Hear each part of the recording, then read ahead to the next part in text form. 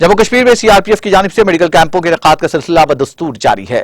इस सिलसिले में सीआरपीएफ के 130 बटालियन की जानिब से कश्मीर के नूरपुरा और अवंतीपुरा में एक मुफ्त तबई कैंप का इनेकाद किया गया, जहां लोगों की बड़ी तादाद का तबी जांच की गई और उनमें मुफ्त दवाइयों की तकसीम अमल लाई गई। इस दौरान सीआरपीएफ 130 बटालियन के कमांडिंग ऑफिसर भी मौजूद थे, जिन्होंने आज खुद मेडिकल कैंप का जायजा लिया। मीडिया से बात करते हुए उन्होंने कहा कि सीआरपीएफ आगे भी इस तरह के कैंपों का इनेकाद अमल में लाएगी।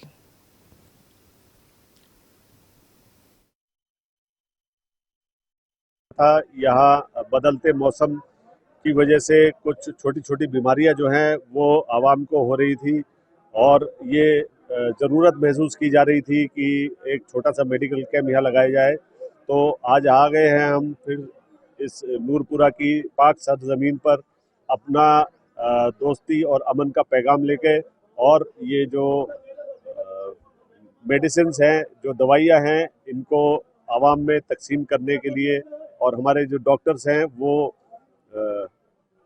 बीमारियों का ये इलाज करने के लिए आए हैं और दवाइयाँ फ्री में बांटने के लिए आए हैं। जी, सीआरपीएफ की जानिब से